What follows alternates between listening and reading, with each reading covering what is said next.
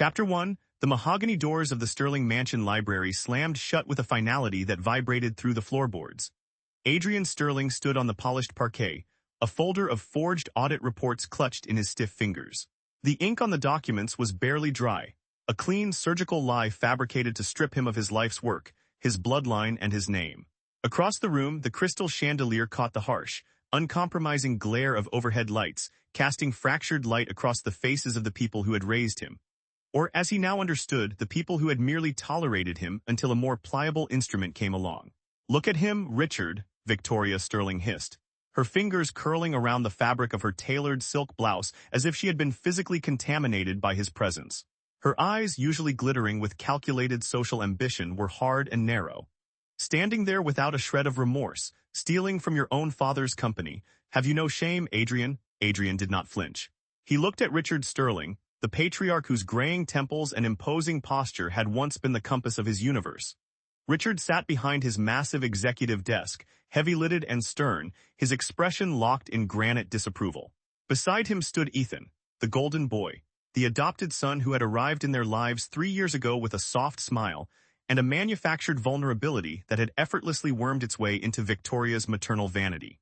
Ethan wore an expression of profound theatrical disappointment. "Adrian, please," Ethan murmured, stepping forward with his hands raised in a placating gesture. "If you had just asked Dad for financial help with your personal debts instead of raiding the corporate accounts, we could have handled this quietly. You didn't have to burn the whole house down." It was a masterpiece of performance, the concerned brother, the loyal son. Adrian looked at Ethan, truly looked at him, noticing the microscopic twitch at the corner of Ethan's left eye, the telltale sign of a liar holding his breath. "You planted these files in my secure server partition, Ethan," Adrian said, his voice terrifyingly quiet. It did not shake. There was no crack of desperation, no tearful plea for belief. Richard slammed his heavy palm onto the desk. The sound cracked like a pistol shot through the hushed library.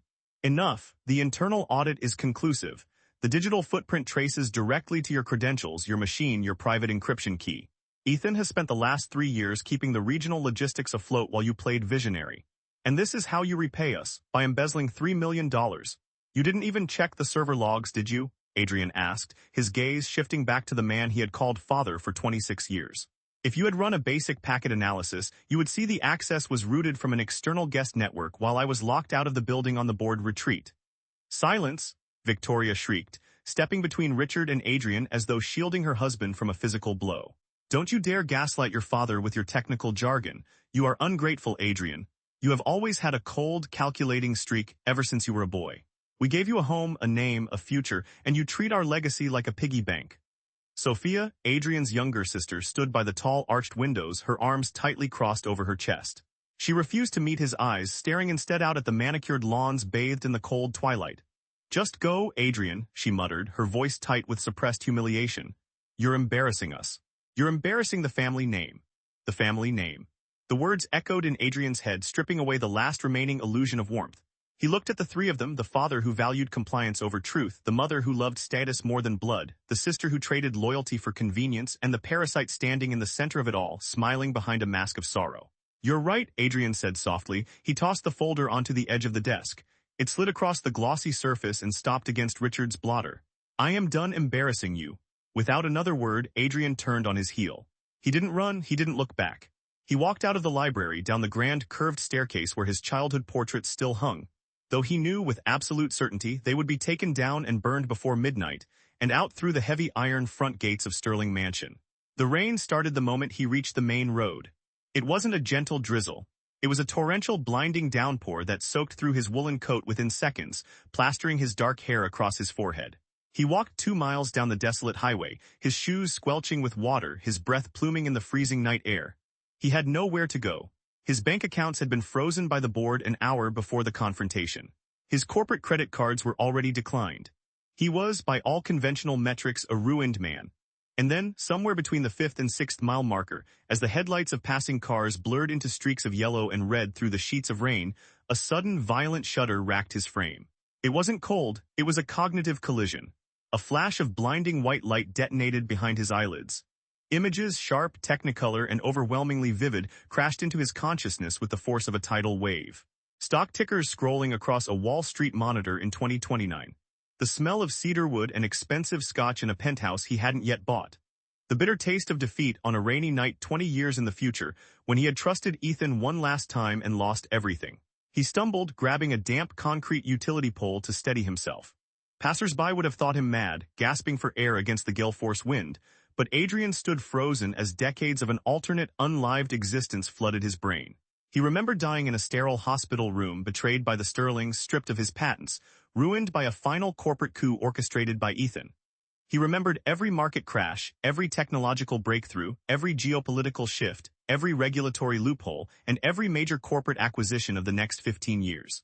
He remembered the names of politicians who would take bribes, the startups that would become multi-billion-dollar monopolies, and the exact date Sterling Group would face liquidity collapse under Ethan's disastrous mismanagement. He closed his eyes against the rain. When he opened them again, the boy who had walked out of Sterling Mansion crying for justice was gone. In his place stood a man who had lived twice. Adrian wiped the rain from his face, a slow, terrifyingly calm smile touching the corners of his mouth. He looked back toward the glittering lights of the upscale district where the Sterling estate sat upon its hill. "You wanted a thief," he whispered into the roaring wind. "I'll show you what a real theft looks like." Chapter 2, the news of Adrian Sterling's spectacular disgrace spread through the upper echelons of the city's financial elite before the morning papers even hit the stands. By 8 a.m., the digital columns of financial broadsheets were plastered with headlines. Sterling heir ousted after multi-million-dollar embezzlement scandal. In the sleek, minimalist penthouse office of the Laurent Tower overlooking the financial district, Isabella Laurent sat behind a slab of white marble desk. Her dark hair was pulled back into a severe, elegant chignon, and her obsidian eyes scanned the digital briefing tablet with detached clinical interest. The intercom buzzed. "Miss Laurent," her executive assistant's voice came through, polished and crisp. "Mr. David Sterling is on line 2. He's asking for confirmation regarding the upcoming corporate alliance and the status of the matrimonial engagement." Isabella did not look up from her tablet. "Tell David that the Laurent family acknowledges the change in corporate leadership, but any discussion regarding the wedding contract requires a formal sit-down with me." "Understood, ma'am." Isabella tapped her stylus against the desk. The arranged marriage between her and Adrian Sterling had been negotiated 2 years prior, as a strategic merger of old money assets between the Laurents and the Sterlings. With Adrian's public excommunication and total ruin, high society expected Isabella to instantly drop him like a defective stock. Every socialite in the city was already whispering about which prestigious bachelor she would pivot toward next.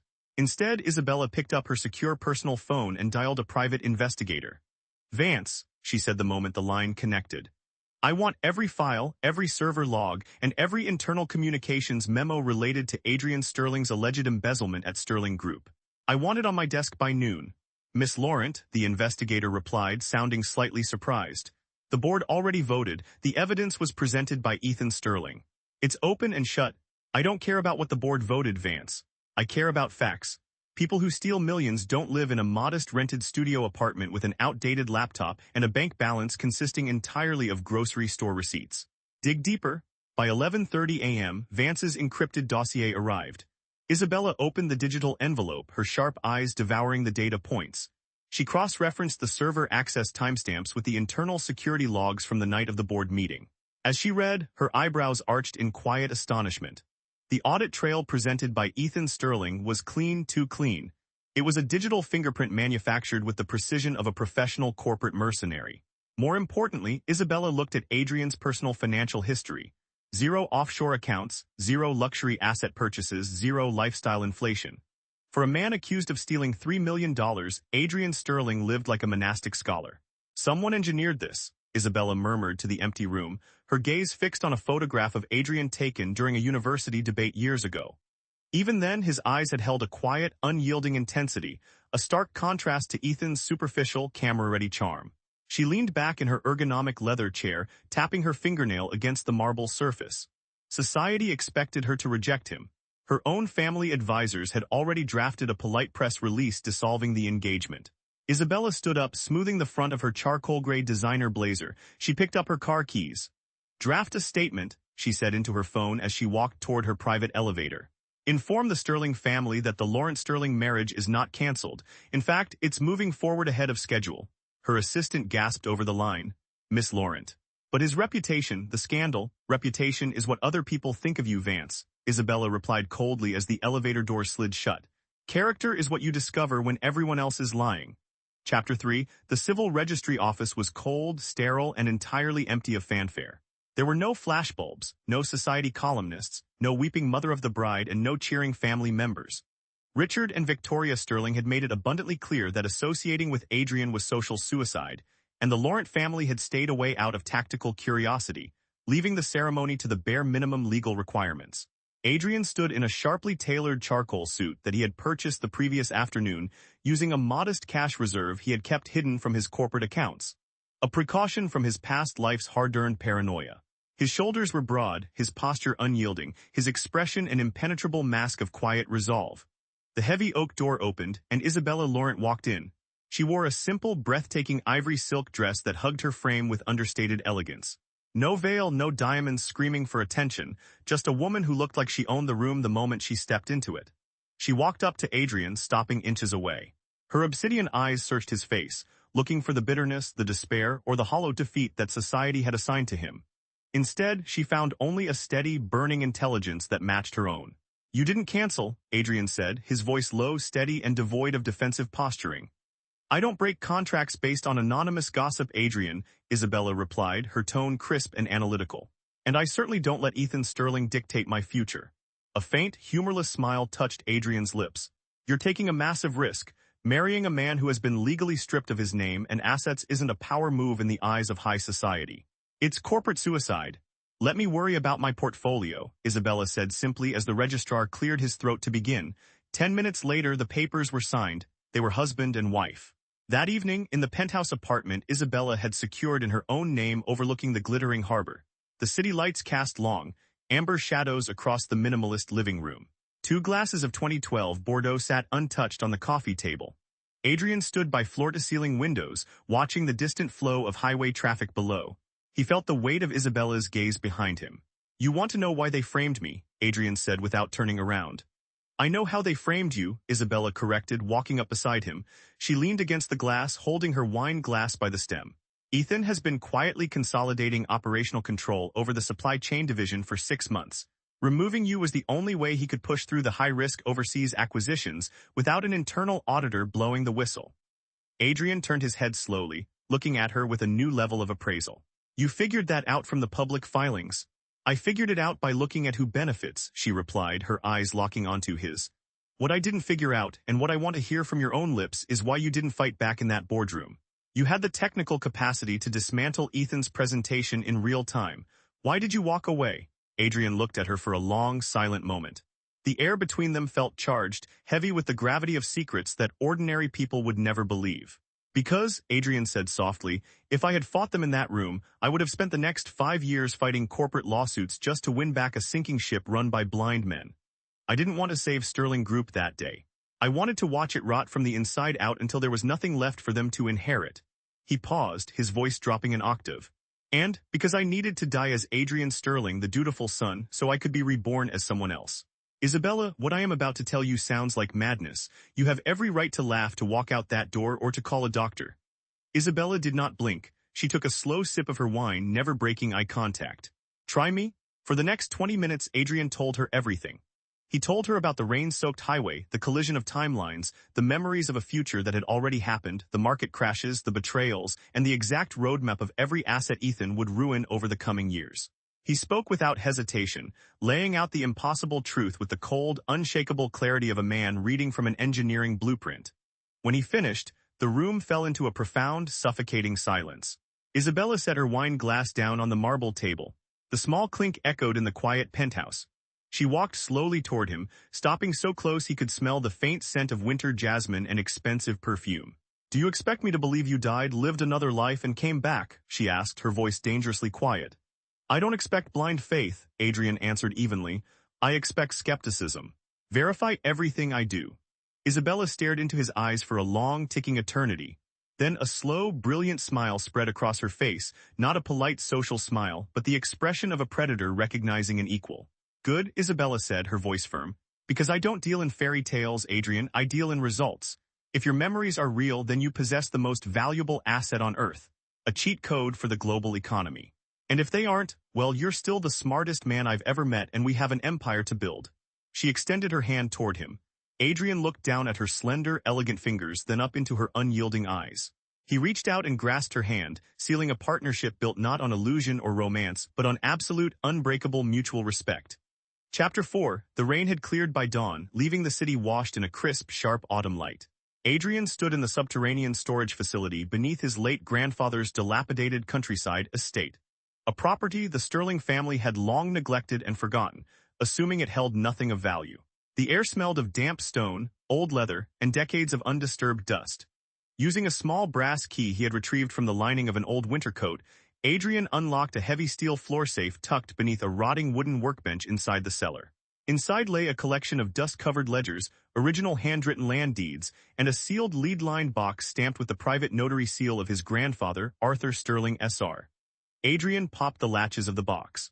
Inside sat the original, unamended corporate charter of Sterling Enterprises, along with foundational patent certificates and primary shareholder certificates from 1984. Crucially, the documents proved that the core intellectual property and real estate holdings of the original Sterling Empire were legally tied to a perpetual family trust that could only be dissolved or reassigned by the direct, biological bloodline heir holding the primary seal.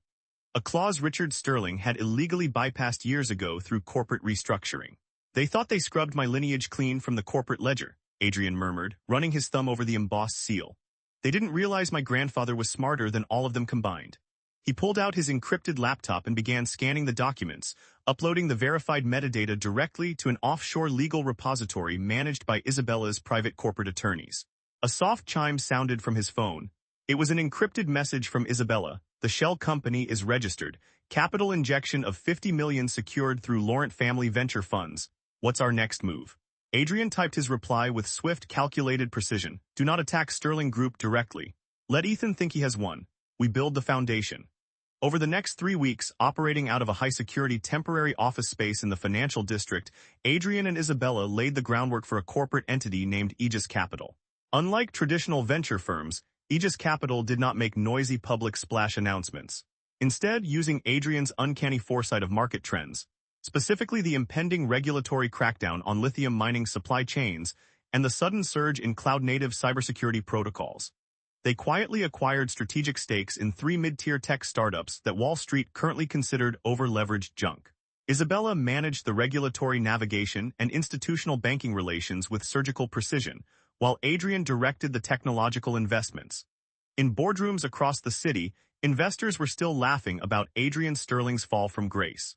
But in the quiet data rooms of Aegis Capital, the foundation of a financial juggernaut was being poured in concrete and steel. Chapter 5. 6 months passed with the relentless momentum of a freight train. Aegis Capital's portfolio had expanded exponentially. The 3 mid-tier tech startups Adrian had targeted had suddenly secured exclusive government contracts just weeks before a massive global supply chain disruption. A disruption Adrian had predicted down to the exact month. The market value of Aegis's holdings skyrocketed by 400% in a single quarter. In the sleek, glass-walled conference room of Aegis Capital's new headquarters on the top floor of the Apex Tower, Adrian stood before a wall-mounted digital dashboard displaying real-time market analytics. The door opened and Isabella walked in, carrying a thick binder of human resources files. She tossed the binder onto the conference table with a satisfied smirk. "We just poached head of logistics Marcus Vance and senior software architect Alina Rostova from Sterling Group," Isabella announced, pouring herself a cup of black coffee.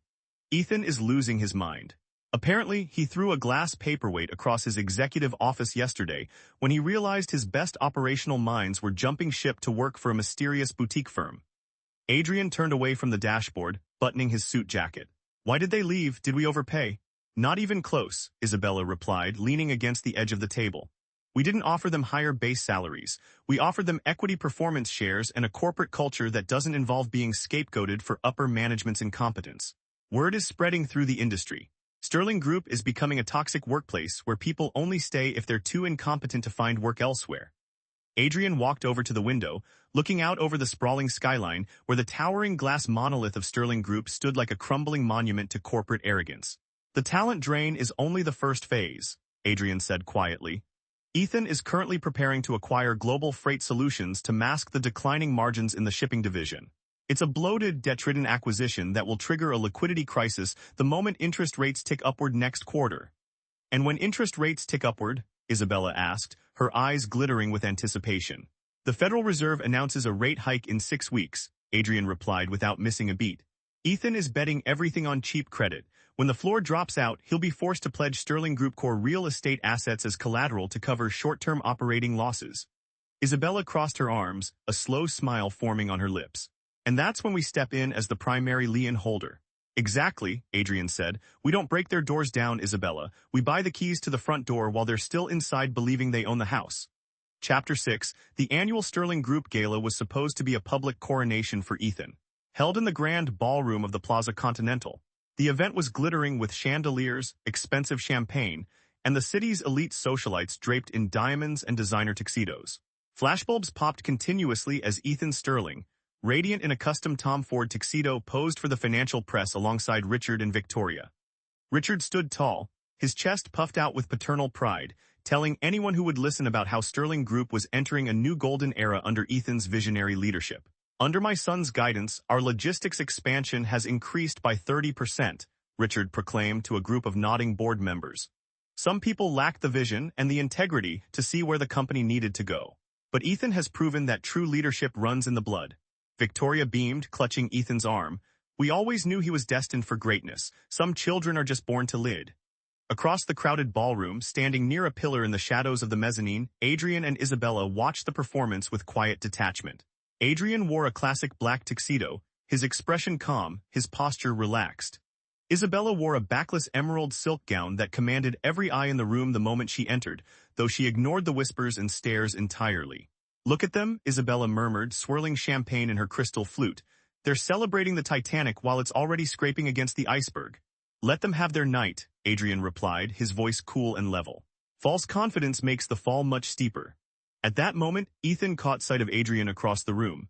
His smile faltered for a fraction of a second, a microscopic flicker of panic that only a trained eye would catch, before he plastered his charismatic grin back onto his face.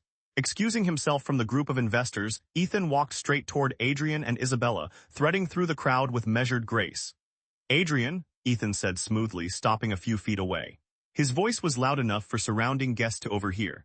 I'm so glad you could make it, even if, well, given your current professional transition, we weren't sure you could afford the ticket. A ripple of quiet laughter spread among the nearby socialites who had overheard. Adrian did not blink. He took a slow sip of his sparkling water, looking down at Ethan with the serene detachment one might afford an annoying housefly. I didn't need a ticket, Ethan, Adrian replied calmly. Some people buy access. Others buy the building. Ethan's smile tightened, his eyes flashing with sudden venom. Still holding on to your delusions of grandeur, I see. It's sad, really. Dad still asks about you sometimes, wondering if you'll ever learn an honest trade. If you ever need an entry-level position in warehouse inventory management, just let me know. Charity doors are always open at Sterling Group. Before Ethan could deliver another barb, Isabella stepped forward, her voice cutting through the ambient ballroom chatter like a surgical blade. How kind of you to offer charity, Ethan, Isabella said, her tone dripping with polite, razor-sharp mockery. Though based on your current quarterly cash flow reports, I'd suggest saving your warehouse jobs. You might need them for your own executive team when the upcoming debt restructuring hits next month. Ethan's face went pale. He stared at Isabella, his mouth opening slightly before he caught himself. I don't know what you're talking about, Isabella. Of course you don't, Isabella replied sweetly, tilting her head. Ignorance has always been the Sterling family specialty. Enjoy the party, Ethan. Flashbulbs fade very quickly when the lights go out. She took Adrian's arm, and without waiting for a reply, they turned and walked away into the crowd, leaving Ethan standing alone in the center of the ballroom, his hands clenched into tight, trembling fists. Chapter 7. The peace of Aegis Capital's executive suite was broken 2 weeks later by an unexpected visitor. Adrian was reviewing regional infrastructure acquisition models on his dual monitors when the heavy oak office door opened without permission. Security had tried to stop her, but Victoria Sterling pushed past the receptionist. Her designer handbag clutched tightly in her trembling hands, her face flushed with panic and exhausted indignation. Adrian, Victoria gasped, slamming the office door behind her. Adrian did not look up from his screen immediately.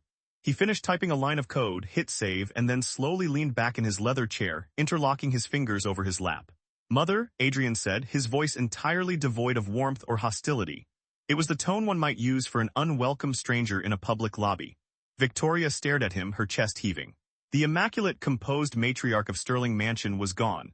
In her place stood a desperate, frantic woman whose hair was slightly disheveled and whose designer coat was wrinkled at the cuffs. "How can you sit here playing computer games while your family is falling apart?" Victoria demanded, taking a sharp step toward his desk. "Your father is having sleepless nights. The bank auditors are breathing down our necks. Ethan is making mistakes, Adrian. He's stressed, he's overworked, and the board is starting to ask impossible questions." Adrian raised an eyebrow. "And what does that have to do with me?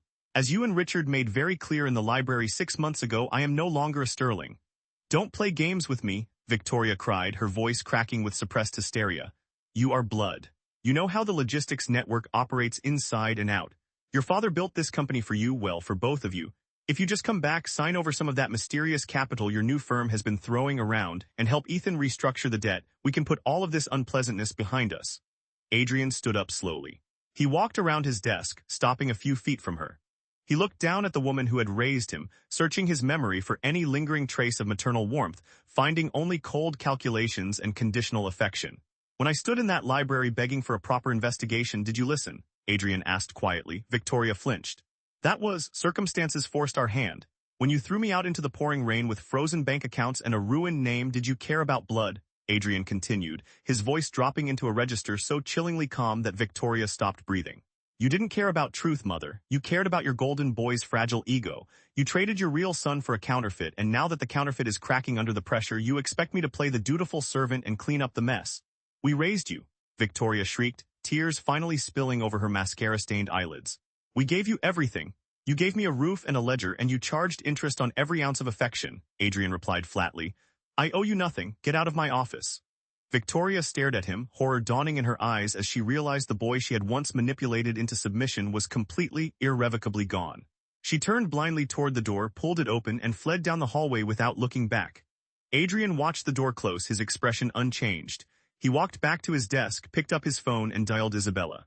"She came," Adrian said. "I know," Isabella's voice came back through the speaker, calm and steady. "Security just cleared her out of the lobby. The desperation is spreading faster than we projected." "Accelerate Phase 3, Adrian instructed. "Buy up the remaining second-tier commercial bonds of Sterling Group before the market opens tomorrow. Consider it done."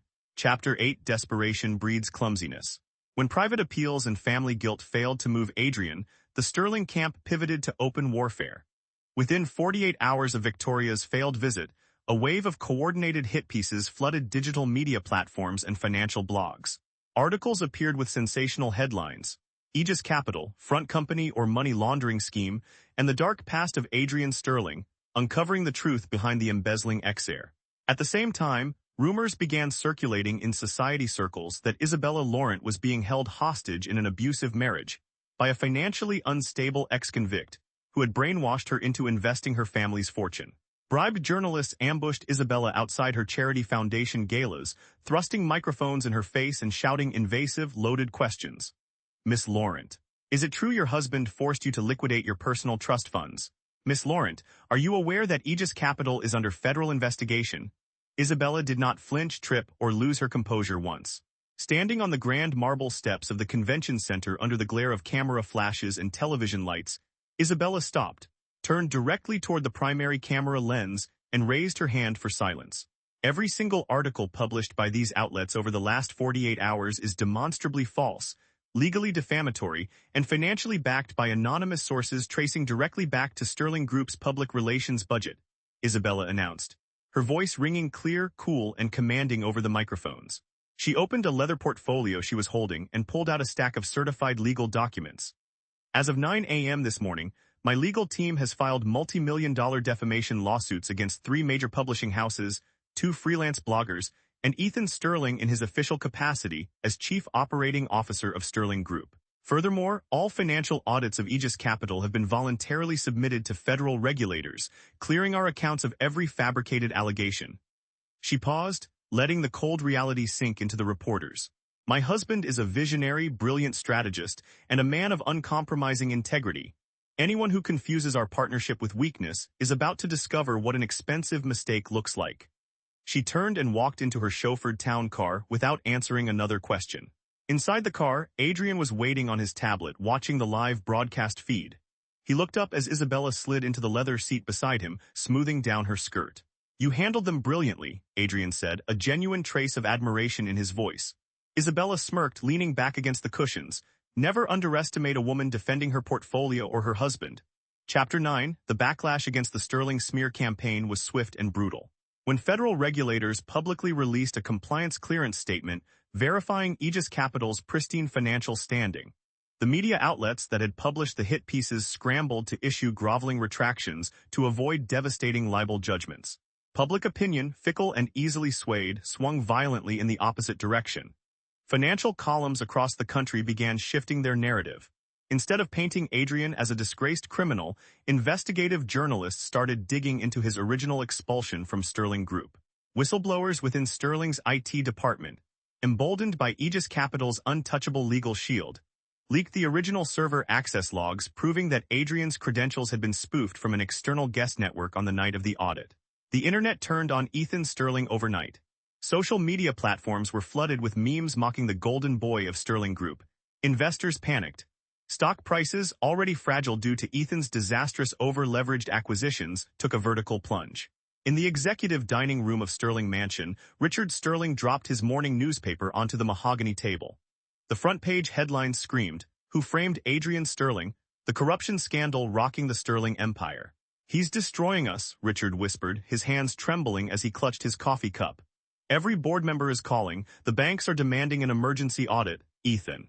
Ethan, what did you do?" Ethan stood by the window, his face pale, his hands clenched so tightly his knuckles were bloodless. "It's a lie. Adrian is manipulating the media.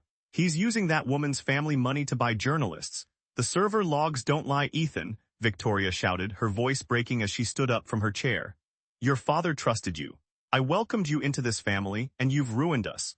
For the first time, the fragile illusion of unity that had held the Sterling family together since Adrian's banishment shattered completely. Accusations flew across the dining table like shrapnel, tearing open old wounds and exposing the rot at the heart of their domestic dynasty. Chapter 10. Late one rainy evening, as Adrian was reviewing architectural schematics for a new urban renewal project in his office, his private secretary buzzed through. "Sir, there's an elderly gentleman in the lobby insisting on seeing you. He says his name is Thomas Vance and that you would remember him."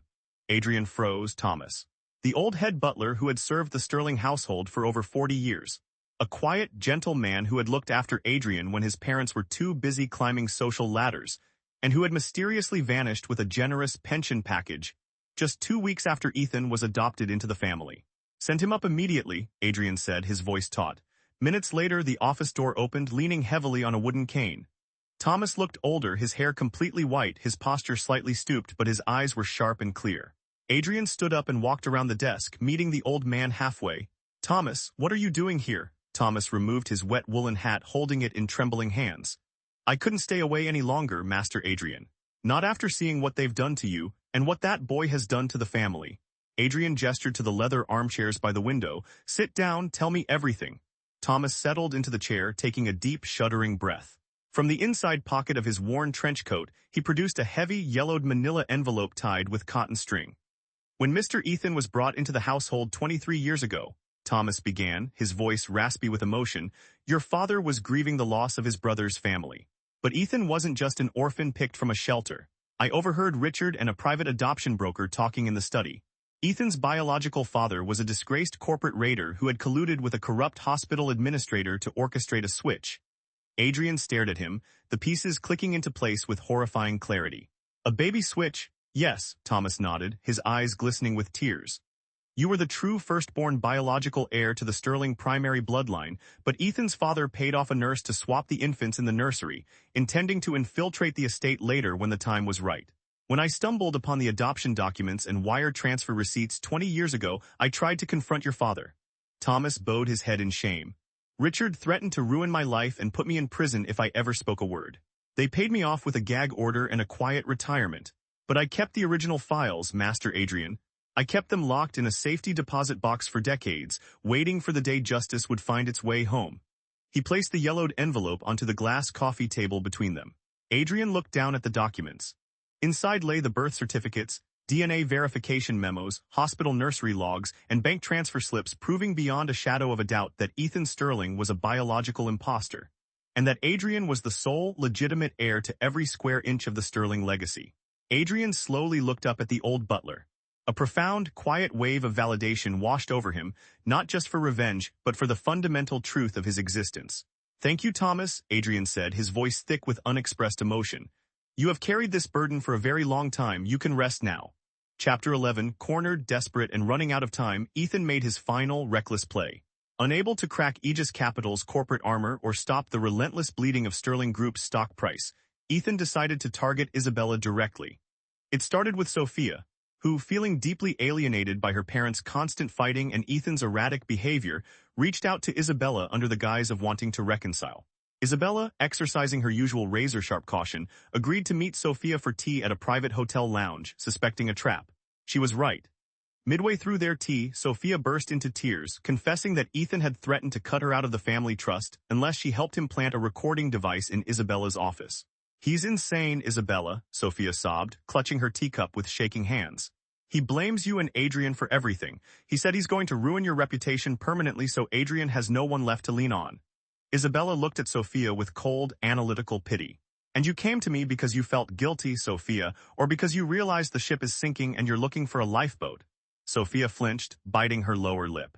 "Both?" At the same time, behind the scenes, Ethan fabricated a sophisticated web of fake text messages and forged bank transfers, attempting to frame Isabella for corporate espionage against the Laurent family's own board of directors, hoping to trigger an internal family war that would divide Adrian and his wife. It was a desperate, amateurish trap, and Isabella walked right into it by springing it on Ethan first. Chapter 12, Isabella did not wait for Ethan's fabricated leaks to hit the press. Instead, utilizing the surveillance evidence Sophia had provided, combined with forensic digital analysis conducted by Aegis Capital's cybersecurity team, Isabella mapped out the entire conspiracy in a comprehensive dossier. She didn't leak it to the media. She sent it directly to the Federal Prosecutor's Office, the Securities and Exchange Commission, and the Board of Directors of Sterling Group simultaneously, accompanied by a formal corporate indictment for securities fraud, corporate identity theft, and extortion. In the executive suite of Aegis Capital, Adrian watched the live ticker on Bloomberg as federal marshals entered the lobby of Sterling Group headquarters with a federal search warrant. "She didn't even wait for my permission," Adrian murmured, a warm, genuine smile breaking across his face. Isabella walked into his office moments later, stripping off her leather gloves and tossing her briefcase onto the sofa. She looked exhilarated, her obsidian eyes flashing with triumph. "Never interrupt your enemy when they're making a mistake," Isabella quoted smoothly, walking over to Adrian's desk and leaning against the polished wood. "Ethan thought he could wage a proxy war through my family. He forgot that my family taught me how to run a corporate empire before he even learned how to tie his shoes." Adrian stood up, pulling her close by the waist. He looked down into her eyes, the cold, calculating strategist melting away into a man deeply, fiercely in love. "You are every bit as dangerous as I am," Adrian whispered. "Worse," Isabella smiled, resting her hands against his chest. "We make a terrifying team." Chapter 13, the federal raid on Sterling Group was the death blow. Within 48 hours, international banks, panicking over the prospect of corporate liability and federal asset freezes, called in all outstanding short-term loans. Credit lines were instantly revoked. Investors dumped their shares in a blind panic, sending Sterling Group stock down by 75% in a single trading session. The board of directors held an emergency closed-door session that lasted through the night. Ethan sat at the head of the mahogany conference table, disheveled, his tie loosened, sweat beading on his forehead as he screamed at corporate attorneys who were already packing their briefcases. "Find a loophole, restructure the debt, issue secondary shares," Ethan roared, slamming his fist onto the table. The chief corporate counsel looked up at him with cold, exhausted contempt. "There are no loopholes left, Mr. Sterling. The federal government has frozen the primary operating accounts due to securities fraud. Furthermore, primary lien holders have just exercised their acceleration clauses." "Who?" Ethan gasped, his voice cracking. "Who bought the debt?" The lawyer closed his briefcase with a sharp snap. Aegis Capital. Chapter 14. The rain was falling again when Richard Sterling arrived at the lobby of Aegis Capital. He looked 10 years older. His posture was broken, his custom suit hanging loosely over his shrunken frame, his eyes hollow and haunted. He had bypassed security by sheer desperation, collapsing into the leather armchairs of Adrian's private reception floor. When Adrian finally stepped out of his office, accompanied by Isabella, Richard looked up from the sofa like a beaten dog. "Adrian," Richard choked out, scrambling to his feet with difficulty. "Please, you have to help us. The banks are seizing the corporate assets. Ethan has been arrested by federal marshals. Sterling Group is gone." Adrian stopped a few feet away, his hands resting casually in his pockets. He looked at the man who had once ruled the city with an iron fist, feeling nothing, no anger, no triumph, only the quiet, empty echo of closure. "You came to me asking for help 6 months ago, Richard," Adrian said quietly, using his given name instead of father. "You told me I was ungrateful. You told me I had no integrity. I was blind," Richard sobbed, taking a step forward and raising trembling hands in supplication. "I was a fool, he lied to us, Adrian. He isn't even our blood, we found out about the adoption records this morning. You are my son, you are the true Sterling heir, save the company, save our home." Adrian looked at him for a long, agonizing moment. "No," Adrian said softly. Richard froze. "What?" "I said no," Adrian repeated, his voice calm, clear, and absolute. "You chose the fake son, Richard. You traded truth for flattery, loyalty for convenience, and blood for a performance. You wanted a Sterling empire built on sand, and now the tide has come in." He turned his back on the old man. "Security, escort Mr. Sterling out of the building." Chapter 15. While the public watched the fiery collapse of Sterling Group, Aegis Capital made its final silent maneuver. Using a complex web of shell companies and debt-to-equity conversions that spanned 3 continents, Adrian systematically bought up every remaining commercial property, industrial warehouse, and subsidiary asset owned by the Sterling family. Nobody on Wall Street realized what was happening until it was already over. Adrian Sterling hadn't just defeated his enemies, he had legally, quietly, and entirely replaced them.